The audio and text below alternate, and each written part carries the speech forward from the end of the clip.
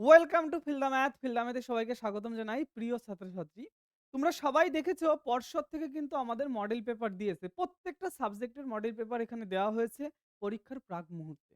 সুতরাং এই যে মডেল পেপারগুলো রয়েছে, এই মডেল পেপারগুলো কিন্তু তোমাদের কাছে খুবই উপকারী। এটাকে কিন্তু একদম অবহেলা করলে চলবে না। দুটো মডেল পেপার পর্ষদ দিয়েছে এবং কিছু সাজেশন দিয়েছে।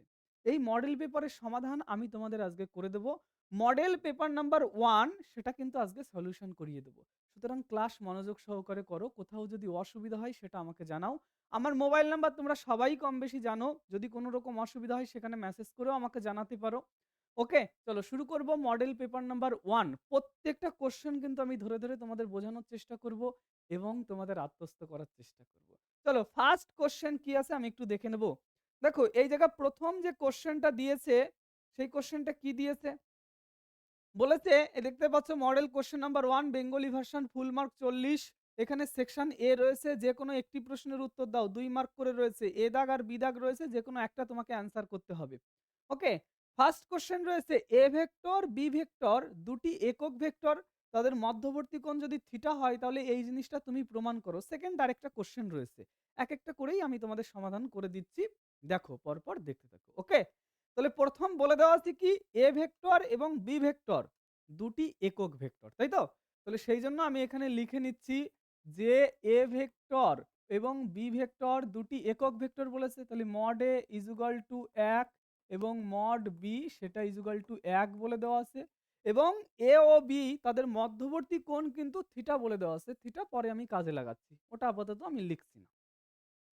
ওরা যেটা বলেছে সেই কোশ্চেনটা দেখে কিন্তু অ্যান্সারের মোটিভ তোমাকে বুঝতে হবে যে অ্যান্সারটা আমি কিভাবে লিখব। বলেছে mod of A minus B তার হাফ আর সামনে রয়েছে সাইন থিটা বাই 2। মূল কথা এখানে রয়েছে কি mod of A minus B. তাহলে এ মাইনাস বি নিয়ে আমি কিন্তু এখানে স্টার্ট করব। দেখো আমি এই জায়গায় লিখছি যে এখন যদি এরকম কখনো আমি লিখি mod of A vector minus B vector তার হোল স্কোয়ার, এটাকে কিন্তু খুব ইজিলি আমরা লিখতে পারি কি যে A vector minus B vector dot A vector minus B vector. যদি কোনো ভেক্টরের হোল স্কোয়ার থাকে তাহলে একই ভেক্টরের ডট তুমি দুবার লিখতে পারো। ওকে, এগুলো তো একদম নর্মাল কথা যেগুলো তোমরা আগে শিখেছিলে। তাহলে খুব সহজে আমি এই জায়গায় বলতে পারি A vector minus B vector তার হোল স্কোয়ার।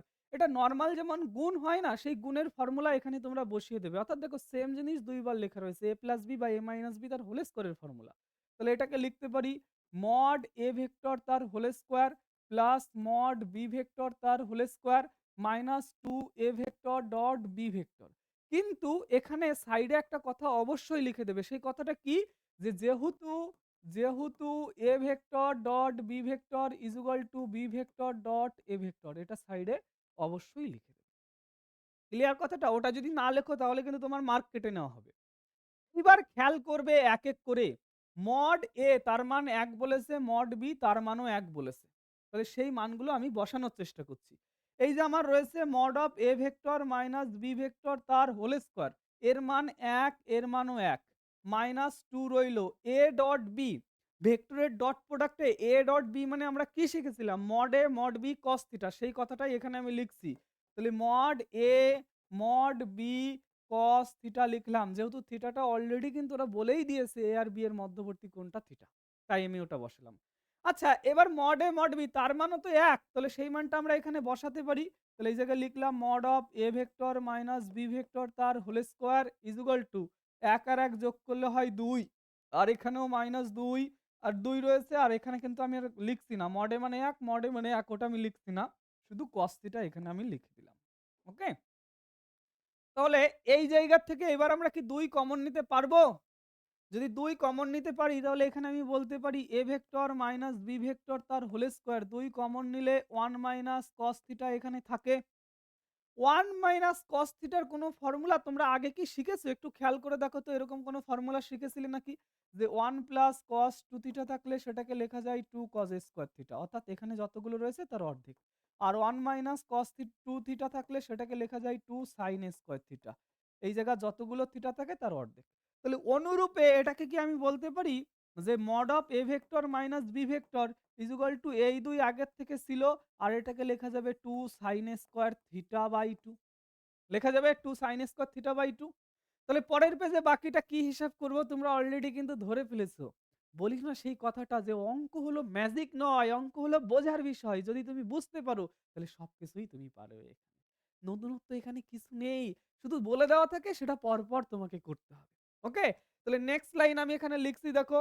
নেক্সট লাইন বাঁদিকে কি ছিল? a - b তার হোল স্কয়ার আর ডান দিকে 4 sin স্কয়ার থিটা সেটাই আমি এখানে লিখছি। তাহলে রয়েছে mod of a vector minus b vector তার whole square is equal to 4 sin square theta by 2। তাহলে হোল স্কয়ারটা এইদিকে পাঠিয়ে দিলে হয়ে যাবে রুট। তাহলে রুট যদি আমি এখানে করি সেই জিনিসটা লেখা যাবে mod of a vector minus b vector is equal to 2 into sin theta by 2। ওদের মতো করে যদি আমার এখন সাজাতে হয় দুইটা এইদিকে পাঠিয়ে দিলে কি হবে? 1/2 mod of a vector minus b vector is equal to sin theta by 2। Okay? দেখো তো এই সেম জিনিসটাই আমাকে প্রমাণ করতে দিয়েছিল কিনা? এই জিনিসটাই প্রমাণ করতে আমাকে দিয়েছিল কিনা একটু দেখে নিই আমি। এই জিনিসটাই প্রমাণ করতে দিয়েছিল যে half of mod a minus b is equal to sine theta by 2। দেখো তো সেম জিনিসটাই আমি প্রমাণ করলাম নাকি half of mod a minus b is equal to sine theta by 2। তাহলে এইটুকুই হলো আমার অঙ্কটা। এইটুকু জাস্ট অঙ্কটা লজিক্যাল ওয়েতে অঙ্কটা করব, শুধু বোঝার চেষ্টা করব আর কিচ্ছু না। অঙ্ক খুবই সহজ। ক্লিয়ার কথাটা? পরবর্তী যে প্রশ্নটা দিয়েছে সেই প্রশ্নটা আমরা একটু পড়ে নেব এবং অঙ্কটাও করার চেষ্টা করব আমি। বলেছে এবিসি তিনটি বিন্দুর অবস্থান ভেক্টর বলে দেওয়া আছে। বলেছে এবিসি তলের উপর লম্ব একক ভেক্টরটা নির্ণয় করো। এবিসি তলের উপর লম্ব হতে হবে এমন একটা একক ভেক্টর তোমাকে নির্ণয় করতে বলা হয়েছে। ক্লিয়ার কথাটা? যেটা আমি সমাধান করছি এই সমাধানের পিডিএফটাও কিন্তু আমি তোমাদের প্রোভাইড করে দেবো। তার জন্য তোমরা যে ভিডিওটা দেখছো সেই ভিডিও ডেসক্রিপশনে দেখবে হোয়াটসঅ্যাপ চ্যানেল রয়েছে, টেলিগ্রাম চ্যানেল রয়েছে, সেখানে তোমরা যুক্ত হয়ে যাবে। টেলিগ্রামে আমি কিন্তু পাঠিয়ে দেবো পিডিএফটা এবং হোয়াটসঅ্যাপে আমি নোটিশ পাঠিয়ে দিই যে পরবর্তী ক্লাস কখন হবে, কিভাবে হবে, সমস্ত নোটিশ কিন্তু সেখানে আমি পাঠিয়ে দিই। তোমরা সেখানে যুক্ত হয়ে যেতে পারো। তাছাড়া আমার যে মোবাইল নম্বর আছে সেই মোবাইল নাম্বারটাও আমি লিখে দিচ্ছি প্রয়োজনে, যে 8001712738 এটা আমার হোয়াটসঅ্যাপ নাম্বার। যে কোনো প্রয়োজনে তোমরা এখানে আমাকে হোয়াটসঅ্যাপ করতে পারো। ওকে? তাহলে ২ নম্বর কোশ্চেনটা একটু বোঝার চেষ্টা করি। ২ নম্বর কোশ্চেনে কি বলেছে? একটা বিন্দু রয়েছে এ, একটা বিন্দু রয়েছে বি, আর একটা বিন্দু রয়েছে মনে করো সি। এই এবিসি তলের সঙ্গে লম্ব যে ভেক্টরটা আছে একক ভেক্টর সেটা তোমাকে নির্ণয় করতে বলা হয়েছে। তাই তো? তাহলে দেখো তো, ইমাজিন করো এবিসি বিন্দুটা আমার এই বোর্ডের উপর রয়েছে। তাহলে বোর্ডের সঙ্গে লম্ব মনে করো আমার এই হাতটা রয়েছে, এই হাতের ভেক্টরটা তোমাকে নির্ণয় করতে বলা হয়েছে। লম্ব কথাটা যখনই আসবে আমি তোমাদের ইউটিউবেও পড়িয়েছিলাম, তাছাড়া অ্যাপ্লিকেশনের মধ্যে তো রয়েছেই। লম্ব কথাটা যখন বলবে তখন তোমার মাথায় প্রথম কি আসতে হবে? ক্রস প্রোডাক্ট আসতে হবে। বলেছিলাম সেম কথাটাই। লম্ব যখন এখানে বলেছে আমি কি করব? প্রথম এবি ভেক্টরটা বের করব এবং এসি ভেক্টরটা বের করব। এই দুটোর যদি ক্রস প্রোডাক্ট আমি করে দেই তবে যে ভেক্টরটা পাবো সেটাই হলো লম্ব ভেক্টর। ক্লিয়ার কথাটা? সেটা কিভাবে থাকবে? এইভাবে থাকবে। তাহলে ওটাই তো আমাকে নির্ণয় করতে বলা হয়েছে। তাহলে ফার্স্ট টার্গেট কি করব আমি? এবি বের করব। এটা এক দাগের বি দাগ। ক্লিয়ার? তাহলে এবি যদি আমি বের করি তাহলে এবি মানে কিন্তু বি মাইনাস এ। তাহলে আমি একটু বিন্দুটার প্রয়োজনে লিখে নিই। ২ - ১ ৩ আমি একটু লিখে নিই বিন্দুটা। ২ - ৩ আর এখানে রয়েছে ১। আর আরেকটা বিন্দু দেখে নেবো, তবু ভেরিফাই করে নেবো। ২ - ১ ৩ ভুল লিখেছি এখানে কথাটা। ২ - ১ ৩ হবে। ওকে? বলেছে কি ২ - ১, ৩। আচ্ছা বি বিন্দুটা কত বলেছে? বি বিন্দুটা বলেছে ২ - ২ - ১। ১ - ২ ১, -২, ১। আমি একটু স্থির হয়ে ধীরে, ধীরে বলছি ১, -২, -১। আচ্ছা এখানে -১। আচ্ছা সি বিন্দুটা কি বলেছে? সি বিন্দুটা বলেছে আমাদের এখানে ৩, ২, ৪। আচ্ছা এখানে বলেছে ৩, ২, ৪। আরেকবার আমি মিলিয়ে নেব। ২ - ১ ৩, ২ - ১ ৩, ১ - ২ - ১, ১ - ২ - ১ এবং ৩, ২, ৪, ৩, ২, ৪। ওকে, ঠিক আছে। তাহলে এবার আমি ১ম বের করব কি? এবি ভেক্টরটা। তাহলে AB vector is equal to B minus A. আমার ভাই B minus A. B minus A যদি করি তাহলে ১ - ২ করলে -১ সেটাকে মাইনাস আই ক্যাপ লিখলাম। -২ মাইনাস অফ -১ প্লাস হয়ে যাবে। -২ এর থেকে এটা বিয়োগ করলে প্লাস কি হয়ে যাবে? তাহলে মাইনাস জে ক্যাপ থাকে আমাদের। আচ্ছা এটার থেকে এটা যদি বিয়োগ করি তাহলে -4 কে ক্যাপ হলো। AB vector complete. এবার এসি ভেক্টরটা বের করব। এসি যদি বের করি সি মাইনাস এ হবে। ৩ এর থেকে ২ বিয়োগ করলে সেটা কি হয়ে যায় আমাদের? শুধুমাত্র একটা i ক্যাপ থাকে। ২ এর থেকে এটা বিয়োগ করলে সেটা প্লাস হয়ে যাবে, 3 j ক্যাপ হবে এবং এই জায়গায় ৪ এর থেকে ৩ বিয়োগ করলে শুধুমাত্র k ক্যাপ হবে। ক্লিয়ার? তাহলে AB এবং AC ভেক্টর বের করেছি। এই দুটোর যদি আমি ক্রস প্রোডাক্ট করি তবেই কিন্তু তার সঙ্গে লম্ব ভেক্টরটা পাওয়া যায়। সেইজন্য আমি এই জায়গায় বের করছি কি AB vector cross AC vector. Clear? তাহলে এই জায়গায় ডিটারমিনেন্ট চিহ্ন দিয়ে ক্রস প্রোডাক্ট করব। i cap, j cap, k cap. প্রথম এবির জন্য -1, -1, -4 আর এখানে রয়েছে 1, 3, 1। ক্রস প্রোডাক্ট যেভাবে করতে হয় সেম ভাবে এটাকে ক্রস প্রোডাক্ট করব তাহলে। তাহলে এই জায়গায় আমাদের i ক্যাপটা রেখে দিচ্ছি। এই বরাবর গুণ করলে -1 একটা মাইনাস বসাতে হয়। এই বরাবর গুণ করলে -12 +12 হয়ে গেল। মাইনাস j ক্যাপ এই বরাবর গুণ করলে -1 একটা মাইনাস দিতে হয়। এই বরাবর গুণ করলে +4 হয়ে যায়। প্লাস k ক্যাপ এখানে রইলো। তাহলে এখানে রইলো -3 আরেকটা মাইনাস দিতে হয়। আর এখানে রইলো আবার একটা -1 +1 হয়ে গেল। তাহলে 11 i ক্যাপ আর এখানে রইলো 3 আর এখানে -3 জে ক্যাপ আর এখানে রইলো আমাদের কত? নাকি -2 কে ক্যাপ। ক্লিয়ার? তাহলে আমি কিন্তু লম্ব ভেক্টরটা পেয়ে গেছি। এই লম্ব ভেক্টরটাকে আমরা কি করব প্রথম? ওদের ভাষা যেমনভাবে বলেছে তেমন করে আমাকে লিখতে হবে। তাহলে এই জায়গায় লিখছি আমি যে ABC যে তলে রয়েছে A, B, C যে তলে রয়েছে তার উপর লম্ব ভেক্টর। তার উপর লম্ব ভেক্টর। আচ্ছা লম্ব একক ভেক্টর লিখি। লম্ব একক ভেক্টর। তাহলে আমাদের খুব সুবিধা হবে। লম্ব একক ভেক্টর। তাহলে লম্ব একক ভেক্টর যদি বের করতে হয় সেটাকে কি করে বের করতে হয়? ওই ভেক্টরকেই তার মডুলাস ভ্যালু দিয়ে ভাগ করে দিতে হবে। তাহলে এই যে ভেক্টরটা পেয়েছি 11 -3 -2 তাহলে সেই ভাষাটা এই জায়গায় লিখলাম যে কি রয়েছে 11 11 -3 -2 11 i cap -3 j cap -2 k cap এটাকেই এর মডুলাস ভ্যালু দিয়ে আমি ভাগ করে দিচ্ছি। 11 এর স্কয়ার 121, 3 এর স্কয়ার 9, 2 এর স্কয়ার 4 লিখে দিলাম। লম্ব একক ভেক্টর পেয়ে গেছি। এবার প্রশ্নটা কি বলেছে আমি একটু দেখব। প্রশ্ন বলেছে যে ABC বিন্দু তিনটির অবস্থান ভেক্টর এটা ABC তলের উপর লম্ব একক ভেক্টর নির্ণয় করো। ওটাই কিন্তু আমাদের জিজ্ঞাসা করেছে। ওটাই আমাদের জিজ্ঞাসা করেছে। তাহলে অ্যানসারটা কত হবে? অ্যানসার হলো 11 i cap -3 j cap -2 k cap আর এখানে কত পড়ে রয়েছে? এই জায়গায় 130 134 134 ওকে? এই হলো আমাদের অ্যানসার। আচ্ছা দেখো অনেক সময় আমি বোর্ডের এপেজ ওপেজ করছি। আমার হয়তো কোনো সিলি মিস্টেক হতেই পারে। আমি কিন্তু সবসময় সেটা স্বীকার করি যে আমার মিস্টেক হতেই পারে। হওয়াটাই স্বাভাবিক। কিন্তু কোন প্রসিডিওরটা আমি তোমাদের শেখাচ্ছি সেই প্রসিডিওরটাকে কিন্তু ফোকাস করবে। যে স্যার এই প্রসিডিওরে বলেছে তাহলে আমাকে এই প্রসিডিওরের অঙ্কটা করতে হবে। ধরো আমি কোনো জায়গায় বিন্দু লিখতে ভুল করতেই পারি। আমি তো শেখানোর চেষ্টা করছি তোমাদের। বিন্দু লিখতে আমার ভুল হয়ে গেল। তার ফলে পুরো অ্যান্সারটা কিন্তু আমার ভুল হয়ে যাবে। তোমরা যেটা এখান থেকে শিখবে সেটা হলো আমি কিভাবে অঙ্কটাকে পাতাচ্ছি, কিভাবে অঙ্কটা তোমাদের বোঝাচ্ছি, কিভাবে অঙ্কটা করছি। সেটাই কিন্তু তোমরা শিখতে এসছো। মনে রাখবে জীবনে কপি করে কিন্তু কখনো শেখা যায় না। কপি করে জীবনে বড়ও হওয়া যায় না। শিখতে হবে কিভাবে? যে স্যার কিভাবে বলছে, স্যার কিভাবে বলছে, স্যার কিভাবে অঙ্কটা করছে, সেটাই তোমরা এখান থেকে শিখবে। আমি কখনোই তোমাদের কিন্তু পুরোপুরি শেখাতে পারবো না ভাই। তোমরা যেটা শিখবে নিজের থেকে শিখবে। আমি শুধু মোটিভেটর আর কিচ্ছু না। তোমাদের শুধু মোটিভেশন দেওয়াটাই আমার কাজ। ওকে? বাদবাকি সমস্ত কিছু তোমাদের করতে হবে। তাহলে আমাদের ১ নম্বর কোয়েশ্চেন যেটা দিয়েছিল সেই ১ নম্বর কোয়েশ্চেনের দুটোই কিন্তু আমি সমাধান করে দিলাম।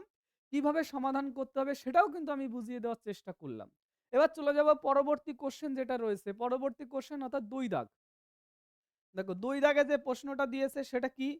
বলেছে ল্যামডার কোন মানের জন্য এই ভেক্টর এই সরলরেখা এবং এই সরলরেখা দুটি পরস্পর লম্ব হবে। তাহলে ল্যামডার কোন মানটা হলে ওরা লম্ব হবে সেটা আমাদের জিজ্ঞাসা করেছে। যদি লম্ব হতে হয় তাহলে দিক অনুপাতের ডট প্রোডাক্ট কিন্তু 0 হয়। আর দিক অনুপাত কোন জায়গা থাকে? দিক অনুপাতেই নিচে থাকে। নিচের গুলোকে দিক অনুপাত তুমি তখনই বলতে পারবে যদি এটা প্রতিসম আকারে থাকে। তাহলে এটা কি প্রতিসম আকারে আছে? আমি দেখতে পাচ্ছি এখানে ২ রয়েছে, ৩ রয়েছে, এখানেও ২ রয়েছে। তাহলে এটা কিন্তু প্রতিসম আকারে নেই। প্রতিসম আকার ১ম এ তোমাকে বানিয়ে নিতে হবে। তাহলে আমি এই জায়গায় লিখছি ২ দাগের এ দাগের প্রশ্নটা। ২ দাগের এ দাগের প্রশ্নটা কি? যে সরল রেখা দুটির প্রতিসম আকার।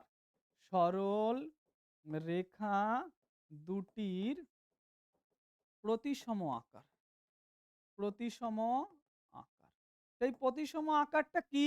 প্রতিসম আকারটা এই উপরে এবং নিচে এটাকে ২ দিয়ে ভাগ করলাম। অর্থাৎ x, y, z কে পুরো ফ্রি করে দিতে হবে তোমাকে।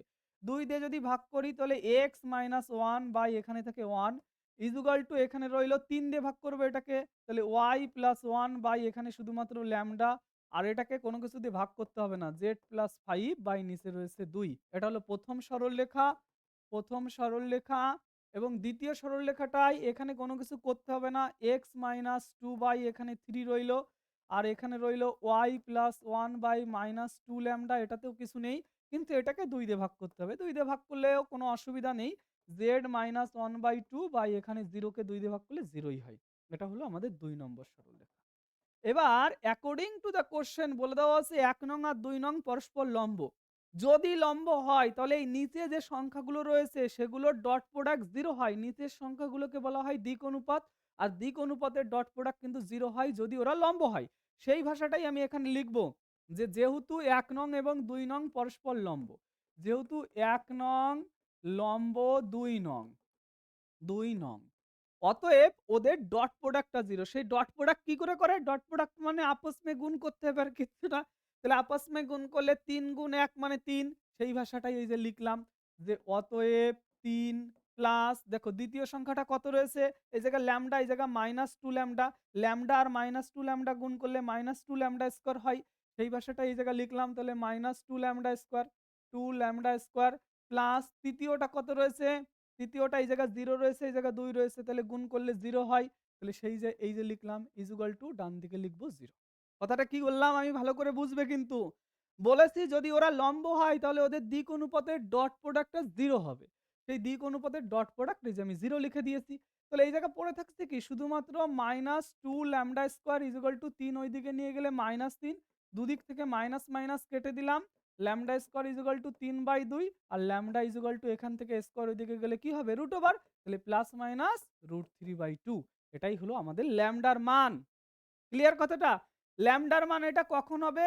যদি সরলরেখা দুটো পরস্পর লম্ব হয় তাহলে এটাই হবে ল্যামডার মান। পরিষ্কার সবার কাছে হলো কি? হয়েছে পরিষ্কার? দেখো একদম কোশ্চেনটা আরেকবার দেখে নেবে কিভাবে দিয়েছে, কিভাবে আমি অ্যান্সারটা করলাম। কোন জায়গায় যদি বুঝতে অসুবিধা হয় আমাকে বলতে হবে যে স্যার এই জায়গায় আমার বুঝতে অসুবিধা হয়েছে অথবা আমাকে মেসেজ করো। আমি দেখবে ভয়েস মেসেজ করে হলেও তোমাদের বুঝিয়ে দেওয়ার চেষ্টা করব। মানুষ মাত্র ভুল হয় আমি কিন্তু আবার স্বীকার করছি যে আমি পৃথিবীর সবকিছু জেনে এখানে বসে নেই। আমি তো তোমাদের শুধুমাত্র শেখাতে এসেছি। কিভাবে করতে হবে সেটুকুই আমি ধরিয়ে দিতে চাইছি। বাদ বাকিটা নিজেরা শিখে নাও। বুঝেছো? দেখো ২ নম্বর কোয়েশ্চেনটা কি বলেছে? দুটি সরলরেখার দিক অনুপাত এত এবং এত। যে সরলরেখা ওই দুটি সরলরেখার উপর লম্ব তার দিক কোসাইন নির্ণয় করো। তাহলে অঙ্কটা আগের অঙ্কটারই ঘুরিয়ে অঙ্ক দিয়েছে। এটা দিক অনুপাত বলে দিয়েছে। এদের যদি আমি ক্রস প্রোডাক্ট করি তাহলে লম্ব সরলরেখার দিক অনুপাত পাবো। আর দিক অনুপাত পেয়ে গেলে তাকে দিক কোসাইনে খুব সহজেই আমরা কনভার্ট করে দিতে পারি। ক্লিয়ার কথাটা? তাহলে দিক অনুপাতটা ওরা বলে দিয়েছে। এর ক্রস প্রোডাক্ট করলে আমি লম্বটার দিক অনুপাত পাবো। আর দিক অনুপাত পেয়ে গেলেই তাকে দিক কোসাইন বানানো যায়। তাহলে আমি ১ম করব এই দুটোর ক্রস প্রোডাক্ট। তার আগে আমি লিখে নিচ্ছি যে দুটি সরলরেখার দিক অনুপাত। সেটা আমি পরবর্তী পেজে কিন্তু লিখে নিচ্ছি। ওকে? তাহলে এই জায়গায় লিখছি ২ দাগের বিদাগ। ২ দাগের বিদাগে কি বলেছে? দুটি সরলরেখার দিক অনুপাত।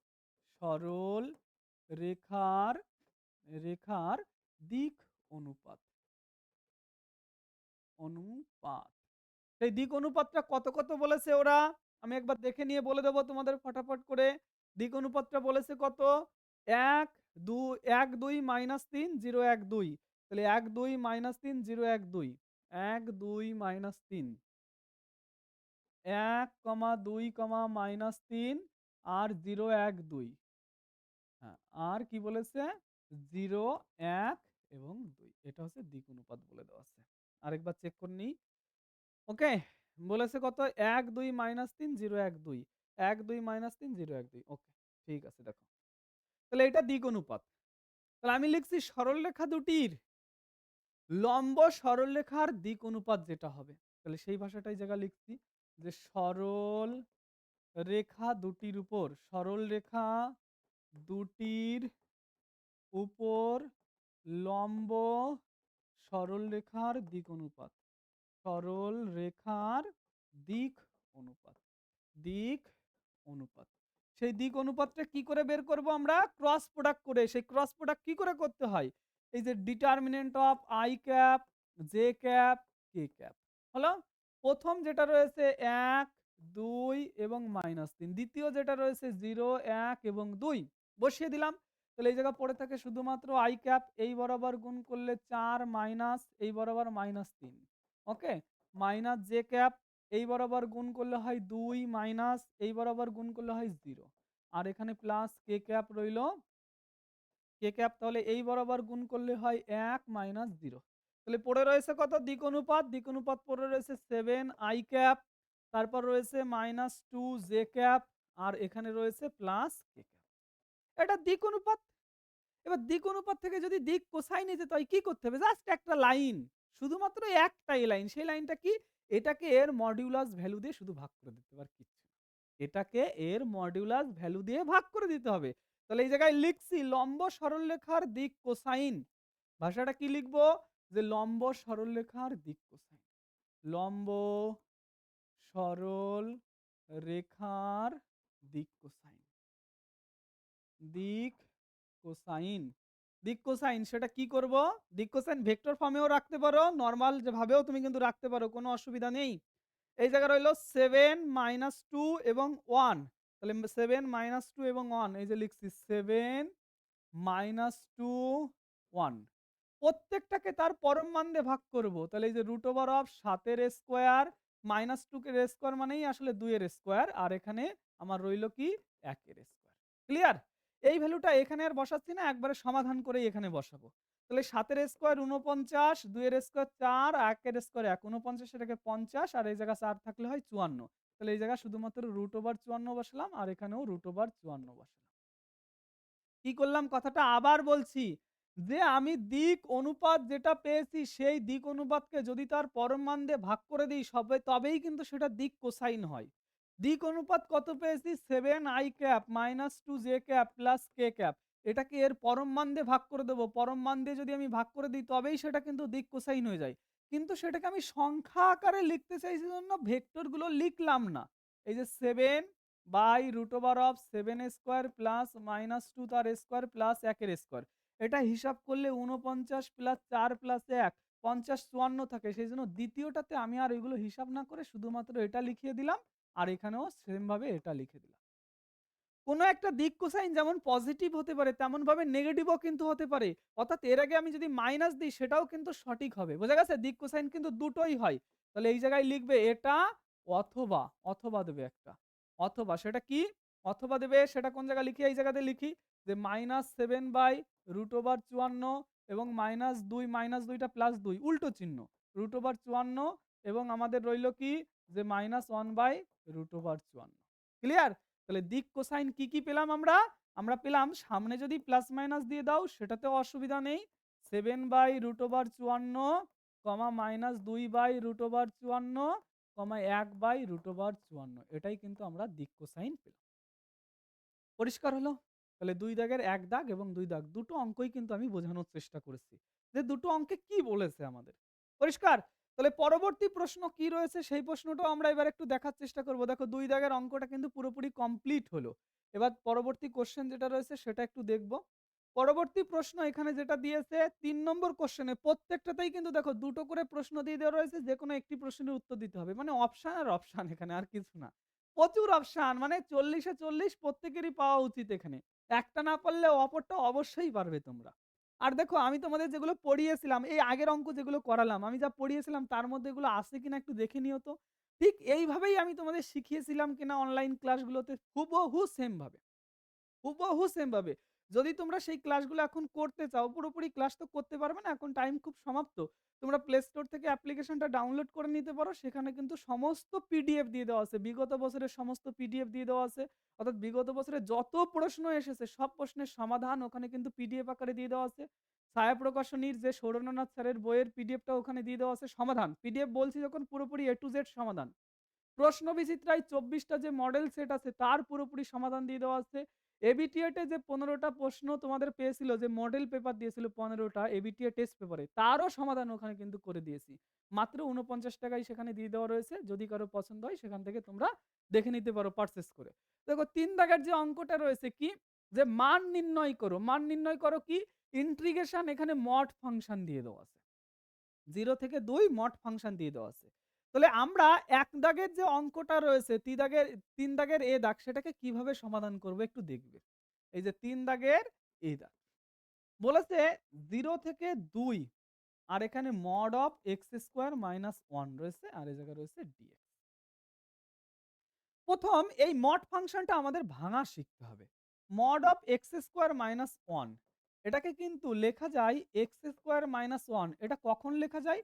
x² - 1 greater than equal to 0, x² greater than equal to 1 R x greater than equal to 1 এটা যখন হবে তখন এটা লেখা যাবে।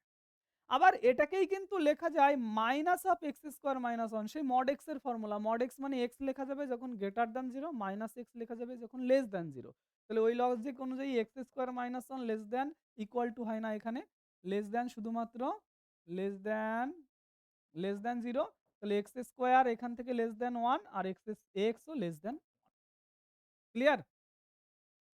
তাহলে আমরা পেলাম দুটো সেকশন, এখানে ওয়ান একটা পয়েন্ট পেয়েছে, সেই ওয়ান পয়েন্টে কি নাকি একবার গ্রেটার দ্যান অন একবার লেস দ্যান অন। তাহলে এটাকেও ভেঙে তোমার দুখানা সেকশন বানাতে হবে। এই যে 0 থেকে 1 একটা আর একটা হচ্ছে 1 থেকে 2 একটা। 0 থেকে 1 মানে 1 এর ছোট, x 1 এর ছোট কোন জায়গায়? এই জায়গায়। তাহলে এই ভ্যালুটা প্রথমে কিন্তু আমরা বসাবো। তাহলে এটাকে একবারে ব্যালেন্স করে লিখছি। এটা মাইনাস ভিতরে গুণ করলে 1 মাইনাস x স্কয়ার হয়। 1 মাইনাস x স্কয়ার আর এই জায়গায় রইল আমাদের dx প্লাস এই জায়গায় কিন্তু ১ এর থেকে বড় রয়েছে। ১ এর থেকে বড় মানে এই ভ্যালুটা। সে জায়গায় আমরা লিখতে পারি কি x স্কয়ার মাইনাস 1।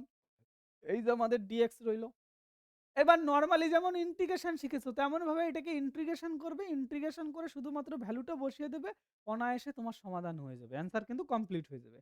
তাহলে এটার ইন্টিগ্রেশন করলে 1 এর ইন্টিগ্রেশন x আর x স্কয়ার এর ইন্টিগ্রেশন x³/3। লিমিট রয়েছে এখানে কত? 0 থেকে 1। এটার ইন্টিগ্রেশন করলে x³/3 আর এখানে হয় শুধুমাত্র x, এর লিমিট রয়েছে 1 থেকে 2। ক্লিয়ার? তাহলে এর সমাধানটা আমি এই সাইডেই করে দেখাই। একটু মুছে দিই আমি। মুছে দিয়ে সমাধানটা এখানেই কিন্তু আমি করে দিচ্ছি। ওকে? তাহলে এইখানে করে দেব। পরবর্তী পেজে নিয়ে গেলে তোমাদের বুঝতে একটু অসুবিধা হতে পারে। এইজন্য এখানেই করে দিচ্ছি। দেখো, আপার লিমিট প্রথম বসালে 1 মাইনাস 1/3। তাহলে এই জায়গায় 1 মাইনাস 1/3। লোয়ার লিমিট 0 রয়েছে। 0 বসালে টোটালটা 0 হয়ে যায়। সুতরাং ওইটুকু আমার করার দরকার নেই। এর কাহিনী শেষ। এই জায়গায় চলে এলাম। আপার লিমিট 2 বসালে 2 এর কিউব করলে 8/3 আর এখানে -2। মাইনাস লোয়ার লিমিট যদি 1 বসাই তাহলে 1/3 মাইনাসে মাইনাসে প্লাস হয়ে গেল। লোয়ার লিমিট 1 বসালে 1 হয়। ক্লিয়ার? তাহলে আমি পেলাম কি, কি একটু দেখার চেষ্টা করি। 1 মাইনাস 1/3 প্লাস 8/3 আর এখানে রইল -2 মাইনাস 1/3 প্লাস 1। প্লাস 1 প্লাস 1 2, 2 কেটে গেল। তাহলে এই জায়গায় পড়ে রয়েছে দেখো এইটুকু সংখ্যা, তার প্রত্যেকটার নিচে 3 আছে তাই 3 লসাগু হলো। এখানে -1 এখানে 8 আর এখানে -1। 8 এর থেকে 2 বিয়োগ হলে 6/3, 6 কে 3 দিয়ে ভাগ করলে 2। তাহলে আমাদের প্রথমটার যে অ্যান্সার সেটা কত হলো?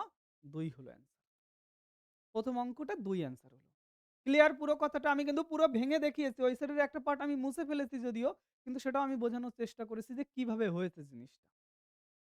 এবার ২ নম্বর যে কোয়েশ্চেনটা রয়েছে অনির্দিষ্ট সমাকল থেকে এটা দিয়েছে। অনির্দিষ্ট প্লাস দেখতে পাচ্ছি এটা প্রতিস্থাপন দুটো মিলিয়েই তোমাদের করতে হবে।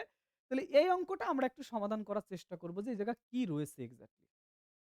তাহলে আমি এটা লেখার জন্য পরবর্তী পেজে চলে যাচ্ছি। Integration dx/√e⁻x - 1। ওকে। এটা ৩ দাগের বি দাগের অঙ্ক। ৩ দাগের বি দাগ। ওকে? তাহলে এই জায়গায় রয়েছে ইন্টিগ্রেশন dx/√e⁻x - 1।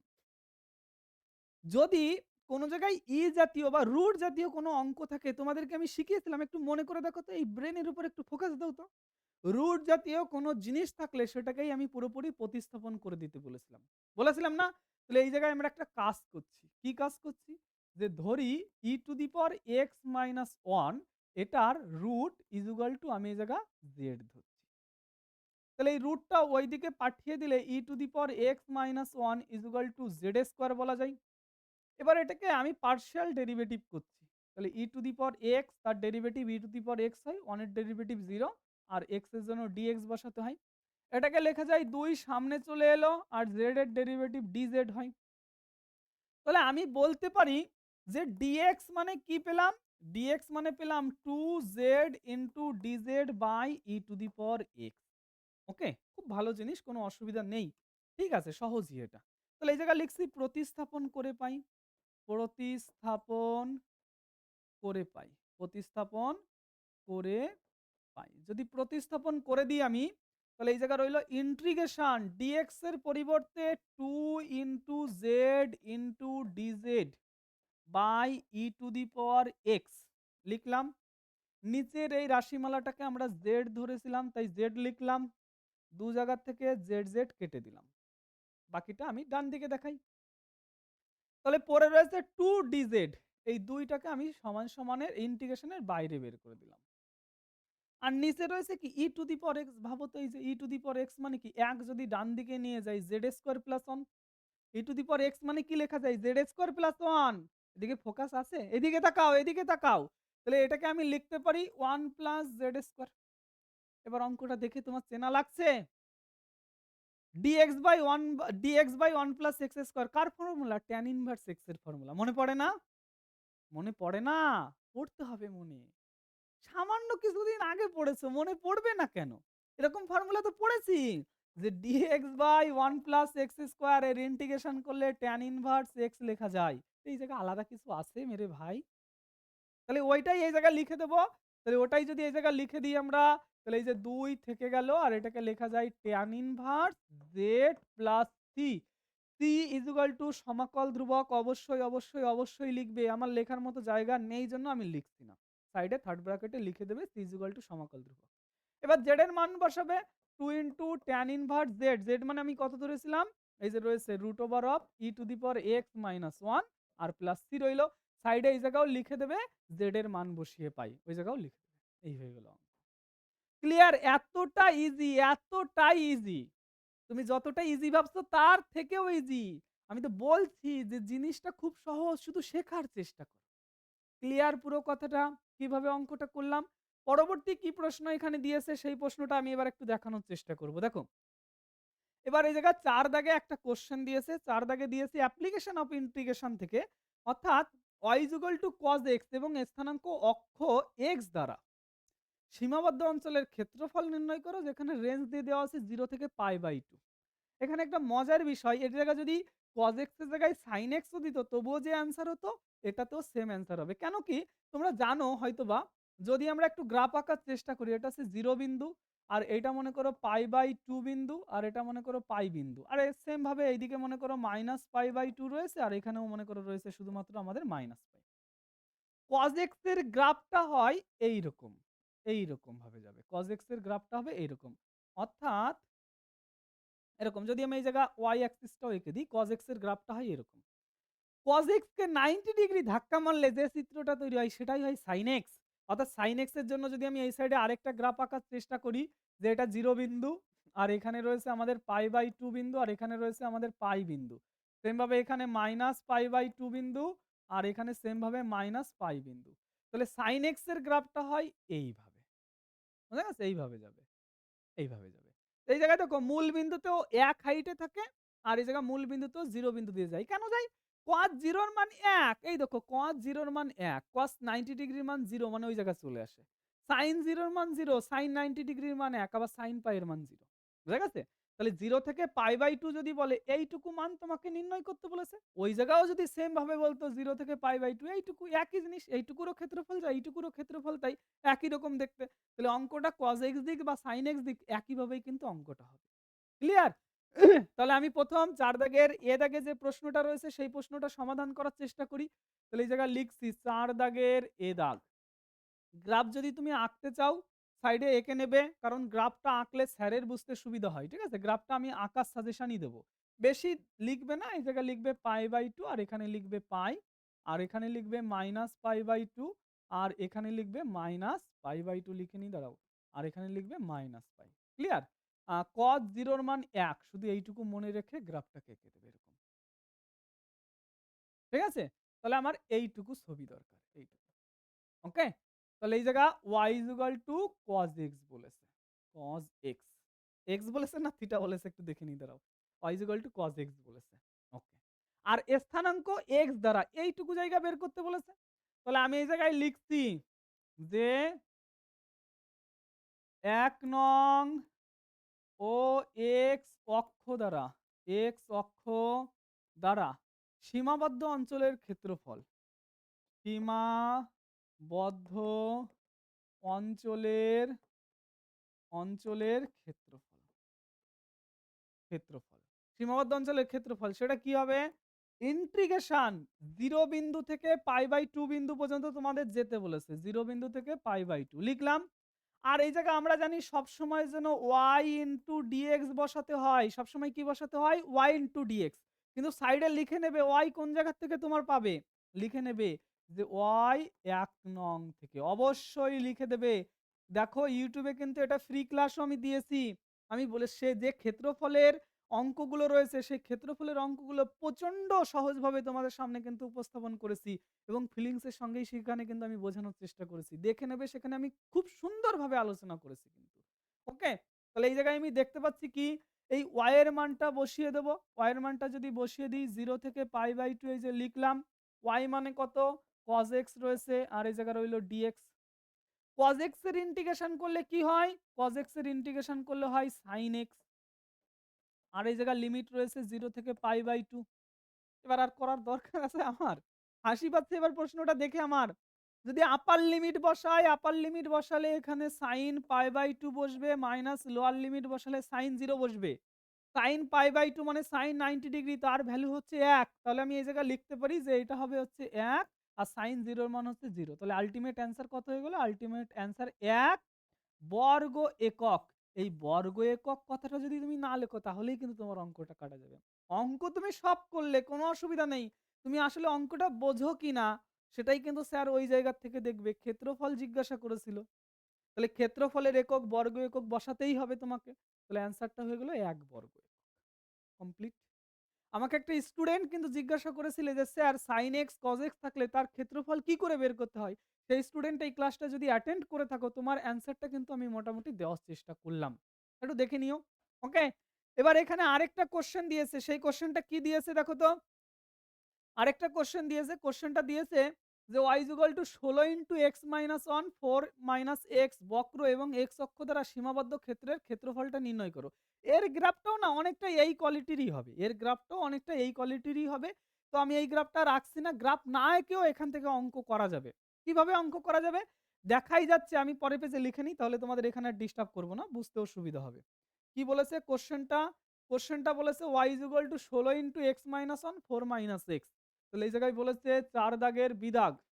৪ দাগের বিদাগে y is equal to 16 x 1 আর 4 x এটা বলেছে। বলেছে এটা এবং x অক্ষ দ্বারা সীমাবদ্ধ অঞ্চলের ক্ষেত্রফলটা নির্ণয় করবে। ওকে। দেখো তো আমি যদি ইমাজিন করি যে আমার দরকার লিমিট x এর লিমিট অর্থাৎ এই জায়গায় যখন আমি বের করব এইভাবে ঢেউ দিচ্ছে মনে করো এই জায়গা বিন্দু কত এই বিন্দু কত x এর মানগুলো কত সেটাই তো আমার দরকার। x এর মানগুলো বের করতে হলে x অক্ষতে y এর মান কত হয়? 0। y এর মান যদি আমি এই জায়গায় 0 বসিয়ে দিই, 0 বসিয়ে দিলে পড়ে থাকে কি? যে 16 x 1 আর 4 x এটা ইজ ইকুয়াল টু 0। তো 16 যদি ডান দিকে পাঠিয়ে দিই আমার পড়ে থাকে এই জায়গায় শুধুমাত্র এই দুটো উৎপাদক। এই দুটো উৎপাদক x 1 আর এই জায়গা 4 x এটা ইজ ইকুয়াল টু 0। তাহলে সেখান থেকে আমি বলতে পারি যে x অক্ষকে ও x ইজ ইকুয়াল টু 1 আর 4 এই দুটো বিন্দুতে ছেদ করেছে। খুব নরমাল ভাবে যারা একদম সায়েন্সের বেসিক বোঝো, যে স্থানাঙ্ক অক্ষ যারা বোঝো তারাও বুঝতে পারছো যে এক্স অক্ষকে ১ এবং ৪ এই দুটো বিন্দুতেই ছেদ করতে পারে। তাহলে সেই লজিক অনুযায়ী আমি এই জায়গায় লিখবো ভাষাটা এগুলো দেখালাম না যদি দেখাতে চাও পরীক্ষার খাতায় কোনো অসুবিধা নেই।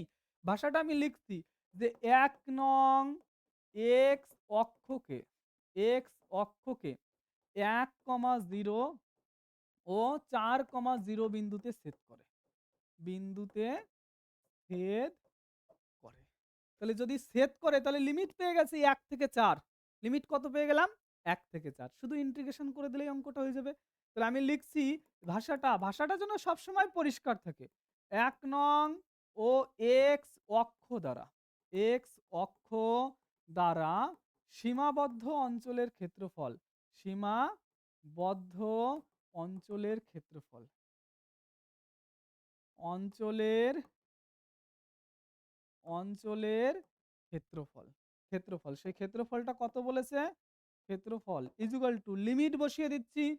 লিমিট ১ থেকে ৪। বলেছি সর্বদা y ইনটু dx। y তো এই জায়গায় একটাই সমীকরণ রয়েছে। তাহলে y ১ নং থেকে। y কোথা থেকে পাবো? ১ নং থেকে পাবো। তাহলে এই জায়গায় বসিয়ে দিচ্ছি ১ থেকে ৪। y এর মানটাও আমি বসিয়ে দিলাম ১৬ into x minus 1 into 4 minus x into dx। বসিয়ে দিলাম এটা আমি। নরমাল ইন্টিগ্রেশন করতে হবে ভাই, নরমাল একদম। ১৬ টাকে ইন্টিগ্রেশনের বাইরে পাঠিয়ে দেব। একটা পেজ নিয়ে আমি এখানে। তাহলে এই জায়গায় আমি পাঠিয়ে দিচ্ছি কি, যে ১৬ টাকে ইন্টিগ্রেশন করার জন্য ১৬ টাকে বাইরে পাঠিয়ে দিলাম ১ থেকে ৪। আর ওই জায়গায় রয়েছে x মাইনাস 1 4 মাইনাস x, এটাই তো রয়েছে। এটুকু শুধু গুণ করে দেব। গুণ করে দিলে ইন্টিগ্রেশন করতে সহজ হয়ে যাবে তোমাদের। ১ থেকে ৪ এই জায়গায় গুণ করলে 4x হবে। গুণ করলে এই জায়গা কত হবে? 4x minus 4। আর এখান থেকে এটা minus X square plus X, এই যে dx। 4x minus 4 minus X square plus X. Okay, তাহলে আমি এটাকে বলতে পারি ১৬ ইন্টু ১ থেকে ৪। তাহলে আমার কি কি রয়েছে আমি একটু দেখে নিই। 4x আর x, একটা হলো 5x মাইনাস 4 আর এখানে রইলো এক্স স্কোয়ার ইন্টু dx। বলো এবার অঙ্ক আমার করার কতটুকু দরকার আছে? বলো এবার তোমরা কতটুকু আমার দরকার আছে এখানে? তাহলে এই যে ১৬ আমি লিখে দিলাম। 5x এর ইন্টিগ্রেশন 5 থেকে গেল। আর এখানে আমাদের এক্স স্কোয়ার বাই 2 হলো। 4 রইলো, তার সাইডে একটা এক্স বসবে। এক্স এর মাথায় ৩, তার নিচেও ৩। আর লিমিট রয়েছে কত? ১ থেকে ৪। শুধু ওই লিমিটে মানটা বসিয়ে দিলেই অ্যান্সার হয়ে যাবে। তাহলে এই সাইডেই আমি ধরিয়ে দেওয়ার চেষ্টা করছি। অন্য পেজে যাচ্ছি না। একদম ১৬ সবার বাইরে আমি রেখে দিলাম। আচ্ছা এই জায়গাটা কম হয়ে যাবে, তাহলে একটু বুঝে নিও তোমরা। আমি উপর নিচে করে লিখে নেব, তোমরা একটু বুঝে নিও। ঠিক আছে? প্রথম আপার লিমিট ৪ যদি এখানে বসাই, ৪ ই ৪ ষোলো। তাহলে আমি জায়গা বসালাম 5 ইনটু ১৬ বাই 2। ৪ যদি এই জায়গায় বসাই তাহলে ওই জায়গাও মাইনাস ১৬। ৪ যদি এই জায়গায় বসাই তাহলে ৬৪/৩। আপার limit complete. Minus lower limit ১ এখানে বসালে ১/২, ৫ ইনটু ১/২। তাহলে ৫ ইনটু ১/২। ১ যদি এখানে বসাই, মাইনাসে মাইনাসে কিন্তু প্লাস হয়ে যাবে। প্লাস হয়ে গেলে এখানে 4 হয়ে যাবে। ১ যদি এখানে বসাই, মাইনাস ১/৩। ওকে? তাহলে এই হলো আমাদের মান যেটা আমি বসালাম। যদি কিছু কাটাকাটি যায় তাহলে কাটাকাটি করে দেব। এটা দিয়ে একে কাটলে হয় ৮। এই যে ৮ লিখলাম। আর কোনটা কাটা যাচ্ছে না এখানে। তাহলে পেয়েছি যেটা ১৬, ৫ ৮ ৪০ মাইনাস ১৬। আর এখানে রইল ৬৪/৩, ৫/২। আর এখানে রয়েছে শুধুমাত্র ৪, ১/৩। ক্লিয়ার? আচ্ছা এই লসাগুটা তোমরা করে নিতে পারবে নাকি আমার করেও দিতে হবে? আচ্ছা দেখি তাহলে আমি করেই দিই। এই জায়গায় থাকছে কত? ৪০ আছে ৪৪। ৪৪ থেকে যদি আমরা ৩৬ বা ১৬ বাদ দিয়ে দিই। ৪৪ থেকে যদি আমরা ১৬ বাদ দিয়ে দিই, এখানে ৮ থাকে। আর এই জায়গায় ২ ২৮ থাকে, তাই তো? তাহলে এখানে পড়ে রয়েছে আমাদের কি? পড়ে রয়েছে আমাদের ১৬ ইনটু ২৮ প্লাস ৬৪/৩। আর এখানে রইল মাইনাস 1/3 মাইনাস 5/2। ওকে?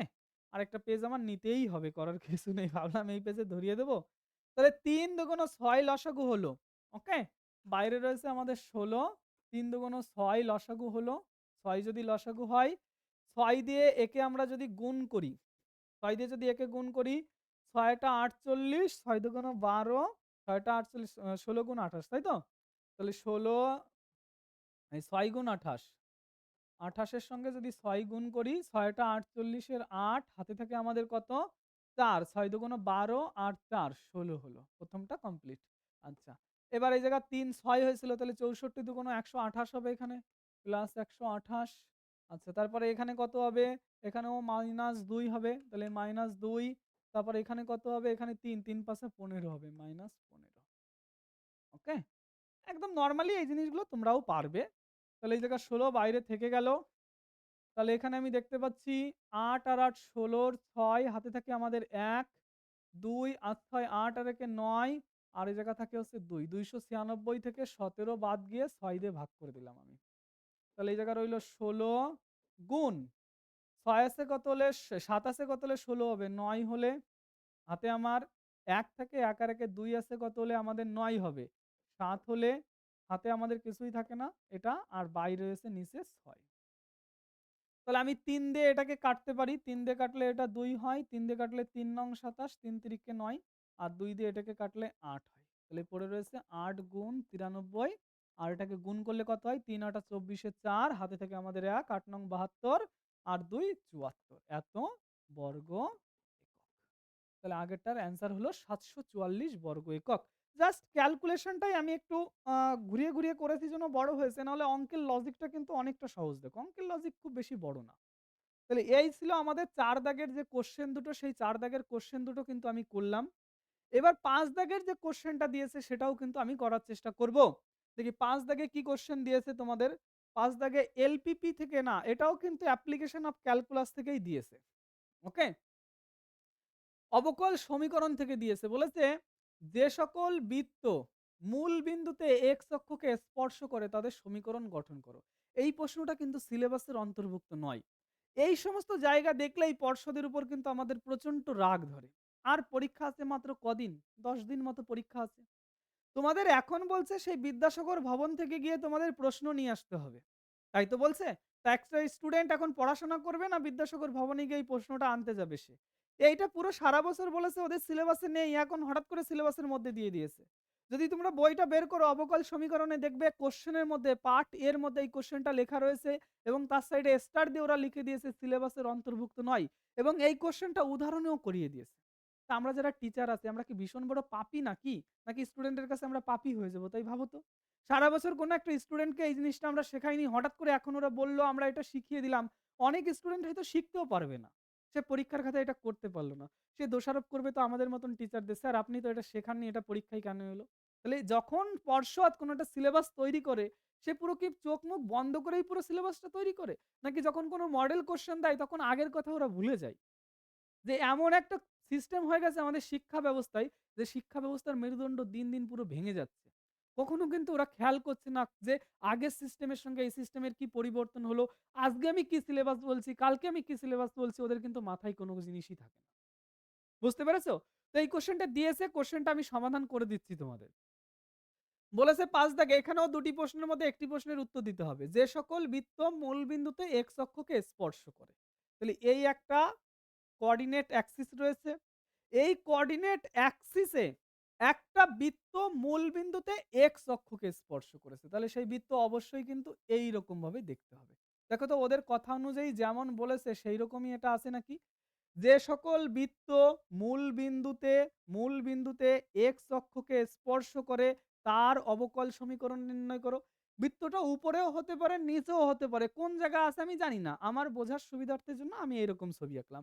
এরকমও তো হতে পারে। এরকম হতে পারে না? সেটাও কিন্তু হতে পারে। তাহলে কোন রকম আছে আমরা জানি না। আমার বোঝার সুবিধার্থের জন্য আমি উপরেরটা এঁকে নিলাম। তাহলে খুব লজিক্যাল ভাবে যদি আমরা ভাবি ওই বৃত্তের কেন্দ্র কিন্তু ওয়াই অক্ষের উপরে অবস্থিত হবে। কেন্দ্রটা কোথায়? ওয়াই অক্ষের উপর। তাহলে ওয়াই অক্ষের উপর এই বিন্দুটা আমি ধরে নিলাম যে 0, a। কত ধরে নিলাম? 0, a। তাহলে দেখো তো এই বৃত্তের ব্যাসার্ধটা অবশ্যই কিন্তু a একক। তাই তো? তাহলে ক্লাস 11 এর জিওমেট্রিতে তোমরা পড়েছিলে যে কোনো একটা বৃত্ত যার কেন্দ্রবিন্দুও আমি জানি, ব্যাসার্ধও জানি, তার সমীকরণটি কি হয়? যে অতএব বৃত্তটির সমীকরণ। বৃত্তটির সমীকরণ বা বৃত্তগুলির সমীকরণ একই কথা। বৃত্তগুলির তার আগে কেন্দ্র ধরে নিতে হবে। ধরি কেন্দ্র, ধরি কেন্দ্রবিন্দু। কেন্দ্রবিন্দুর স্থানাঙ্ক। স্থানাঙ্ক। কেন্দ্রবিন্দুর স্থানাঙ্ক কত? 0, a। এটা যদি কেন্দ্রবিন্দুর স্থানাঙ্ক হয় অতএব বৃত্তগুলির বৃত্তগুলির সমীকরণ বৃত্তগুলির সমীকরণ সেটা কি হবে? x মাইনাস কেন্দ্র, কেন্দ্র কত রয়েছে? 0 তার whole square plus y minus কেন্দ্র, কেন্দ্র কত রয়েছে? a তার whole square is equal to ব্যাসার্ধ তার স্কয়ার। মনে রাখবে যদি কোশ্চেনটা একটু ঘুরিয়েও দেয় এইভাবেই কিন্তু তৈরি করতে হয়। x মাইনাস কেন্দ্র তার হোল স্কয়ার, y মাইনাস কেন্দ্র তার হোল স্কয়ার। এইভাবেই কিন্তু আমাদের সবসময়ের জন্য সমীকরণ তৈরি করতে হয়। তাহলে এটাকে আমরা লিখতে পারি x square plus y square, এটা a মাইনাস b তার হোল স্কয়ার ভেঙে দিচ্ছি। y square minus 2ay plus a square is equal to a square. তাহলে আমি দুদিক থেকে a স্কয়ার স্কয়ার কেটে দিলাম। স্কয়ার স্কয়ার যদি কেটে দিই, এই যে সমীকরণটা আমি পেলাম সেটা লেখার মতো এখানে জায়গা নেই, আমি পরবর্তী পেজে লিখছি। কি পেয়েছি আমি? যে x square plus Y square minus 2ay is equal to 0। এই সমীকরণটার অবকল সমীকরণ তোমাকে নির্ণয় করতে বলেছে। অবকল সমীকরণ যদি নির্ণয় করতে হয় তাহলে তোমাকে এই জায়গায় খেয়াল করতে হবে এই জায়গায় প্যারামিটার কটা রয়েছে। খুব মনোযোগ সহকারে যদি দেখো এক্স ওয়াই আর সংখ্যা বাদে অপর যদি কোনো রকম সংখ্যা বা চলরাশি তোমার চোখে ধরা পড়ে সেটাকেই কিন্তু প্যারামিটার বলা হয়। এই জায়গায় দেখো এক্স ওয়াই দুই বাদে একমাত্র এ আছে, তাহলে প্যারামিটার একটা আছে। কটা আছে? একটা। আমি অবকল সমীকরণ চ্যাপ্টারটা যখন পড়াই তখন আমি বলেছিলাম যে প্যারামিটার যতগুলো থাকবে কোনো একটা সমীকরণকে সর্বোচ্চ তুমি ততবার ডেরিভেটিভ করতে পারো। তাহলে এই সমীকরণকে সর্বোচ্চ আমি কিন্তু একবারই ডেরিভেটিভ করতে পারবো, আর একবার ডেরিভেটিভ করেই কিন্তু এখান থেকে এটাকে আমাকে তাড়াতে হবে। ওটাই হলো অবকল সমীকরণ। প্যারামিটারগুলো তাড়ালে যে সমীকরণটা পাওয়া যায় সেটাকেই অবকল সমীকরণ বলা হয়। তাহলে একবার আমি ডেরিভেটিভ করব, এটাকে তাড়াবো। ঠিক কিভাবে তাড়ানো যায়? সবথেকে সহজ লজিক কি জানো? যে প্যারামিটার আছে সেটাকে একদম সিঙ্গেল করে দাও, ডেরিভেটিভ করে দাও, দেখো সঙ্গে সঙ্গে জিরো হয়ে যাবে, মরে যাবে, মানে প্যারামিটার হেঁটে যাবে। তাহলে এই জায়গা থেকে এটাকে সাজিয়ে লিখছি আমি x square plus y square is equal to 2ay। ওয়াইটা এইদিকে ভাগ করে দিলাম, x square plus y square by y is equal to 2a। এবার যদি এটাকে আমি ডেরিভেটিভ করে দিই, এ মরে যাবে, এ মরে গেলে যেটা পাবো ওটাই হলো অবকল সমীকরণ। ক্লিয়ার কথাটা? তাহলে এই জায়গায় আমি এটাকে লিখছি differentiating both side with respect to x we get. আমরা উভয় দিকে এক্স এর সাপেক্ষে অবকল করে পাই। এটা কিন্তু ভাগের ফর্মুলা অনুযায়ী আমি ডেরিভেটিভ করব। ফোকাস দেবে কিন্তু ভাগের ফর্মুলা অনুযায়ী আমি ডেরিভেটিভ করব। তাহলে নিচে যে থাকে প্রথমে তার হোল স্কয়ার বসাতে হয়, নিচের সংখ্যা উপরে বসাতে হয়, উপরেরটার ডেরিভেটিভ করতে হয়। উপরেরটার ডেরিভেটিভ করলে 2x, ওয়াই স্কয়ারের ডেরিভেটিভ করলে 2y, আবার y যদি কোনো জায়গায় থাকে তারও ডেরিভেটিভ করতে হয়। y এর ডেরিভেটিভ dy dx, সেটাকে y1 দ্বারা প্রকাশ করলাম। হলো? তাহলে নিচেরটার হোল স্কয়ার, নিচেরটা উপরে, উপরেরটা ডেরিভেটিভ মাইনাস উপরের সংখ্যা বসিয়ে দিতে হয় X square plus Y square, আর নিচে যে থাকে তার ডেরিভেটিভ করতে হয়। নিচে রয়েছে কি? y, y এর ডেরিভেটিভ করলে হয় y1। ডান দিকে রয়েছে 2a, 2 এর ডেরিভেটিভ করলে হয় 0। ক্লিয়ার? ক্লিয়ার তো? এই ওয়াই স্কয়ার যদি কোনাকুনি আমি এখন গুণ করে দিই তাহলে ওটাও 0 হয়ে যাবে। তাহলে উপরে যেটা পড়ে রয়েছে ওটাকে সুন্দর করে সাজালে যেটা পাবো ওটাই হলো অবকল সমীকরণ।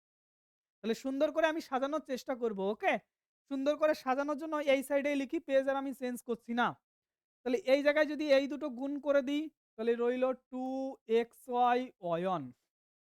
এটা যদি এখানে গুণ করি প্লাস 2y স্কয়ার y1। এটা যদি এখানে গুণ করি মাইনাস এক্স স্কোয়ার ওয়াই1। এটা যদি এখানে গুণ করি মাইনাস ওয়াই স্কোয়ার ওয়াই1।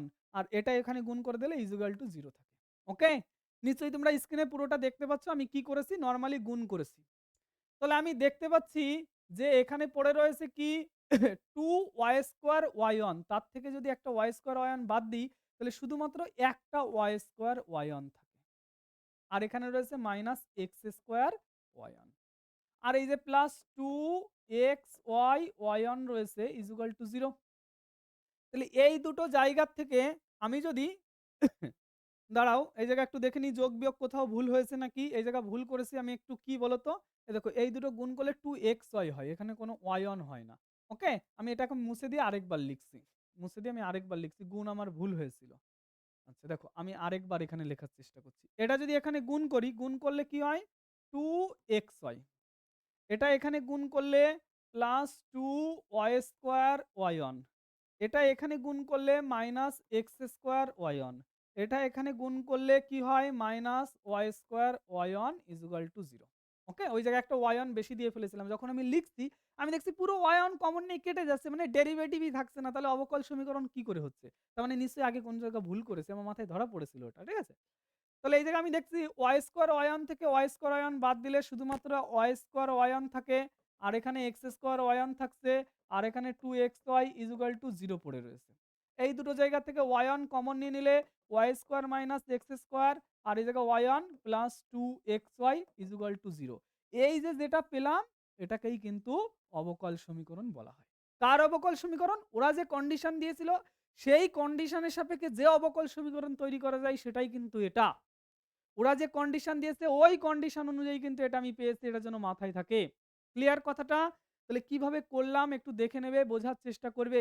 এটা কিন্তু সিলেবাসের অন্তর্ভুক্ত ছিল না, মডেল পেপারে দিয়েছে। আমি জানি না এটা প্রশ্নে দেবে কিনা, ওদের মাথার কোনো ঠিক নেই। আমার শেখানোর দায়িত্ব, আমি কিন্তু শিখিয়ে দিলাম, বাদ বাকি বুঝে নেবে তোমরা। ওকে, দেখো পরবর্তী যে কোশ্চেনটা এবার রয়েছে, পরবর্তী কোশ্চেনটা কি দিয়েছিল ওরা, এখানে আরেকটা এক্সট্রা কোশ্চেন দিয়েছিল। বলেছে y ইজ ইকুয়াল টু এটা থাকলে ওটা যে এই অবকল সমীকরণকে সিদ্ধ করে সেটা তোমাকে যাচাই করতে বলা হয়েছে। তাহলে কোশ্চেনটা আমি একটু লিখে নেব, y is equal to a cos log x আর প্লাস b sin log x। ঠিক আছে, তাহলে আমি এই জায়গায় একটু লিখে নেব পরবর্তী কোশ্চেনটা। ওকে, বলেছে 5 দাগের b দাগের কোশ্চেনটা, y is equal to a cos, তার সাইডে রয়েছে log x, আর b sin, এখানেও রয়েছে আমাদের log x। এই জাতীয় অঙ্কগুলো টোটালি কিন্তু আউট অফ সিলেবাস ছিল। আবার এগুলো ইনক্লুড করলো কিনা আমি এগুলো বুঝতে পারছি না একদমই। বলেছে এটা একটা অবকল সমীকরণকে সিদ্ধ করবে, সেই অবকল সমীকরণটা কোনটা? সেই অবকল সমীকরণ হলো এটা। ওকে, এই অবকল সমীকরণকে ও সিদ্ধ করছে কিনা তোমাকে যাচাই করতে হবে। তাহলে ওই সমীকরণটা কি আছে আমি সাইডে একটু লিখে নেব। এক্স স্কোয়ার, এটাকে ওয়াই টু বলছি, ডবল ডেরিভেটিভটাকে আমি ওয়াই টু বলছি। X square y two x y one plus y. X square y two আমি একটু সাইডে লিখে নিচ্ছি যে x square y two plus x y one plus y is equal to 0। Y ছিল নাকি এক্স ছিল একটু দেখে নিই। Plus y is equal to 0, এটা আমার প্রমাণ করতে হবে। দেখো আগের অঙ্কটার মতো এই অঙ্কটাতে যদি আমরা ফোকাস দিই, এই জায়গা এক্স আর ওয়াই বাদে এ আর বি রয়েছে, তাহলে এই জায়গা প্যারামিটার দুটো আছে। দুটো যদি প্যারামিটার থাকে তাহলে আমি কিন্তু এটাকে সর্বোচ্চ দুবার ডেরিভেটিভ করতে পারবো। কবার? দুবার ডেরিভেটিভ করতে পারবো। তাহলে দুবার যদি এটাকে আমি ডেরিভেটিভ করি তাহলে আমি কিন্তু দুবার ডেরিভেটিভের মধ্যে এ আর বি দুটোকেই তাড়াতে হবে। বোঝা গেছে কথাটা কি? দুবার ডেরিভেটিভ করেই তোমাকে এ আর বি দুটোই তাড়াতে হবে। তার ফলে যেটা পাবে সেটাই কিন্তু অবকল সমীকরণ, না সেটা ওটাই হতে হবে, অন্য কিছু হলে হবে না। ওটাই তোমাকে প্রমাণ করতে বলেছে। তাহলে আমি এটা চেষ্টা করি, এটাকে 1 নম্বর নাম দিলাম। সেম ভাবে এটাকে লিখছি differentiating both side with respect to x we get. Differentiating করছি বোথ সাইডে।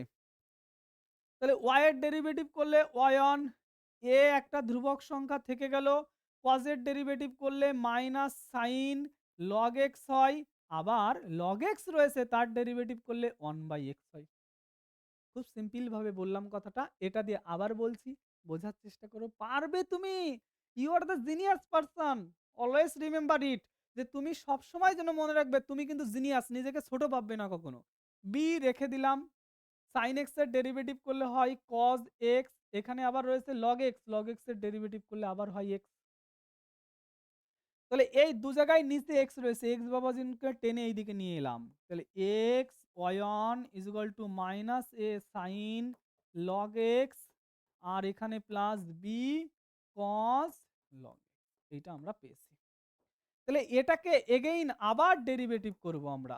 ওকে, তাহলে এই জায়গায় ভাষাটা লিখছি again differentiating both side with respect to x.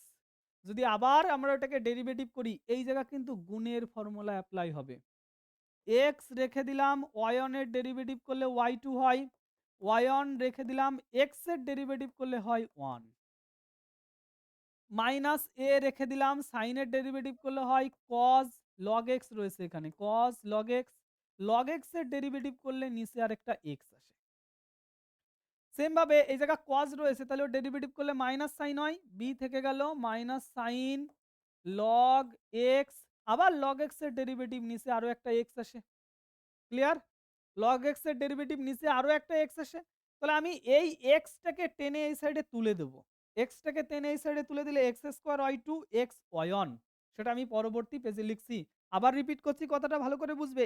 x যদি এই বরাবর নিয়ে যাই x square y2 x y1, তাহলে ওই কথাটাই আমি এই জায়গায় লিখছি কি x square y2 plus x y1 is equal to কি পড়ে রয়েছে, ইজুগাল টু পড়ে রয়েছে যেটা দেখো এই জায়গাও নেগেটিভ এই জায়গাও নেগেটিভ, শুধু মাইনাসটা আমি কমন নিয়ে নিলাম। মাইনাসটা কমন নিলে a cos log x b sin log x, তাহলে সেই জিনিসটা এই জায়গা করছি। মাইনাস কমন নিলে a cos log x আর এখানে পড়ে রয়েছে b sin log x। ওকে, যদি এইটা পড়ে থাকে এবার খেয়াল করে দেখো তো এটাই তোমার প্রশ্নে দিয়ে দেওয়া ছিল নাকি? এই যে y এর মানে a cos log x plus b sin log x, এটাই প্রশ্নে দিয়ে দেওয়া ছিল। তাহলে এর পরিবর্তে আমরা y বসিয়ে দিতে পারি। এর পরিবর্তে y যদি আমি বসিয়ে দিই তাহলে এই জায়গায় লিখছি x square y2 plus x y1 is equal two minus y। কোন জায়গা থেকে লিখেছি এটা? ফ্রম 1 নম্বর থেকে। ফ্রম 1 নম্বর থেকে আমি বলতে পারছি যে এটার মান হচ্ছে y। ক্লিয়ার? ওয়াইটাকে শুধু এইদিকে নিয়ে আসবো, তাহলে x square y two plus x y one plus y is equal to zero. এটাই কিন্তু আমাদের প্রমাণ করতে দিয়েছিল। দেখো এটাই আমাদের প্রমাণ করতে দিয়েছিল নাকি? X square y two x y one plus y is equal to zero. এই যে x square y two plus x y one plus y is equal to zero. Clear কথাটা? পর্ষদ যদি প্রথম থেকে বলতো যে এইগুলো সিলেবাসের অন্তর্ভুক্ত রয়েছে, সেগুলো খুব সহজভাবে কিন্তু আমরা শেখাতে পারতাম। তবুও এটাকে আমি শিখিয়ে দিলাম এই জাতীয় কোশ্চেন যদি দেয় কিভাবে সমাধান করতে হবে তোমরা কিন্তু আশা করি এখন অ্যাটেন্ড করতে পারবে, কোনো অসুবিধা হবে না। তাহলে এগিয়ে যাবো, এর পরবর্তী যে কোশ্চেনটা রয়েছে এর পরবর্তী কোশ্চেন আমাদের যেটা দিয়েছে দেখো 6 নম্বর কোশ্চেন।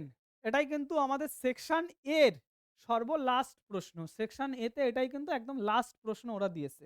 কিছুটা প্যাটার্ন চেঞ্জ করেছে। আগে যে প্যাটার্নে কোশ্চেনগুলো দিয়েছিল সেই প্যাটার্নটা হালকা একটু চেঞ্জ করে দিয়েছে। মানে এখানে ওরা ডেফিনাইট ইন্টিগ্রান্ড যেগুলো রয়েছে অ্যাপ্লিকেশন অফ ইন্টিগ্রেশন আলাদা করে দিয়েছে, ডিফারেনশিয়াল ইকুয়েশন আলাদা করে দিয়েছে, আবার সমাকলগুলো আলাদা করে দিয়েছে। সব আলাদা আলাদা সেকশনে ওরা দিয়েছে। ওই যেমন দিক কোসাইন দিক অনুপাত আলাদা করে দিয়েছে, সরলরেখা আলাদা করে দিয়েছে, সব আলাদা আলাদা সেকশনে দিয়েছে। যেমন আমাদের রায়মার্টিনের প্রশ্ন বিচিত্রা তোমরা যদি দেখো, রায়মার্টিনের প্রশ্ন বিচিত্রা এই মুহূর্তে আমার কাছে রয়েছে, আমি নিজেও একটু দেখে তোমাদের বলছি।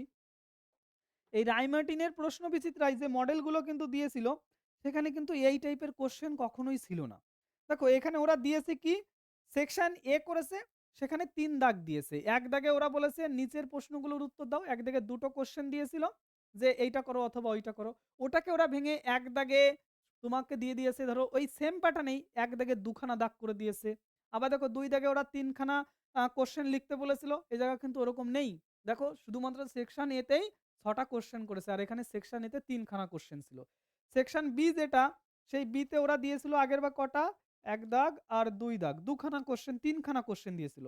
ওরা কিন্তু এখানে section A, section B, section C, section ডিও করেছে। আবার সেকশন ই করেছে কিনা আমি একটু দেখে নিই কোন পর্যন্ত রেখেছে। সেকশন 13 দাগ এটা, তাই তো? ধরো আমি একটু দেখে নিই কোন সেকশন পর্যন্ত ওরা করেছে। সেকশন সি পর্যন্ত করেছে ওরা। সেকশন সি পর্যন্ত করেছে, মানে সব আলাদা আলাদা করে দিয়েছে এই জায়গায়। বোঝা গেছে কথাটা কি? যাই হোক, আমি সেকশন এর শেষ নম্বর কোশ্চেন যেটা রয়েছে 6 দাগের কোশ্চেন সেটা এবার সমাধান করার চেষ্টা করব। বলেছে চরম কার্যকর সমাধান বা অপটিমাল ফিজিবল সলিউশন বলতে তোমরা কি বোঝো? কোনো একটা কার্যকরী সমাধান, ধরো তোমাকে কোনো একটা অসমীকরণ দিল, এই যে যেমন নিচে যে জিনিসগুলো রয়েছে এগুলোকে বলা হয় অসমীকরণ। এই অসমীকরণগুলো লেখচিত্রে প্রকাশ করার পর যে কার্যকারী অঞ্চলটা আমরা পাই, অর্থাৎ সমস্ত সমাধান অঞ্চল যেখানে কাজ করে, ধরো কোনো একটা সরল রেখা রয়েছে সেটা ধরো এই দিকে কাজ করছে, আবার আরেকটা সরল রেখা রয়েছে তার মনে করো এই দিকে কাজ করছে, তাহলে সমস্ত সরল রেখার যে কার্যকারী অঞ্চলটা হয় সেটাকেই কিন্তু অপটিমাল ফিজিবল সলিউশন বলা হয়। অর্থাৎ কোনো অসমীকরণ যদি থাকে সেই অসমীকরণগুলোর সবগুলোর সমাধান অঞ্চল যেখানে সীমাবদ্ধ বা অসীমাবদ্ধ হোক, সবগুলোর সমাধান অঞ্চল যেখানে থাকে সেটাকেই কিন্তু অপটিমাল ফিজিবল সলিউশন বলা হয়। এটা ডেফিনেশন লিখে আমি গ্রুপে পাঠিয়ে দেব। তোমরা, আমি আবার বলছি, এই যে ভিডিওটা দেখছো তার ডেসক্রিপশনে হোয়াটসঅ্যাপ চ্যানেল রয়েছে, টেলিগ্রাম চ্যানেল রয়েছে, সেখানে যুক্ত হয়ে যাও। টেলিগ্রামে আমি এটা লিখে পাঠিয়ে দেবো। ওকে, যখন পিডিএফটা শেয়ার করব পিডিএফে ওটা আমি পাঠিয়ে দেবো। তাহলে আমি অপটিমাল ফিজিবল সলিউশন অর্থাৎ 6 এর এ নম্বর কোশ্চেনটাকে বুঝিয়ে দিলাম, জাস্ট স্কিপ করছি, এখানে বোর্ডে লিখছি না, সময় নষ্ট হবে। বি নম্বর কোশ্চেন কি বলেছে? প্রমাণ করো একটা রৈখিক প্রোগ্রাম বিধির বিষয়াত্মক অপেক্ষক এটা এবং শর্ত সাপেক্ষ যদি এটা হয় তাহলে তার কোনো সমাধান অঞ্চল পাওয়া যাবে না। সমাধান অঞ্চল পাওয়া যাবে না এই কথাটার অর্থ কি?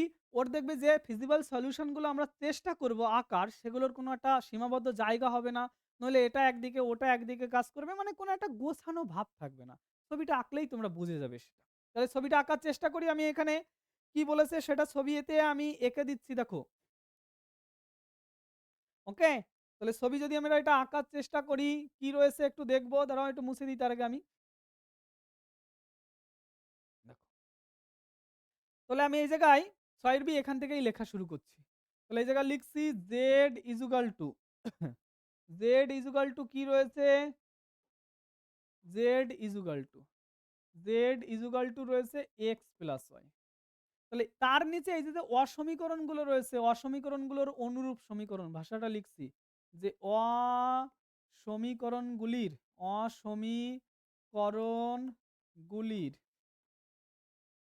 অনুরূপ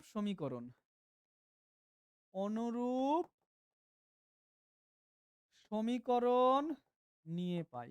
অনুরূপ সমীকরণ যদি আমরা এই জায়গা নিয়ে নিই, তাহলে অনুরূপ সমীকরণ নিলে এখানে থাকে x minus y is equal to -1।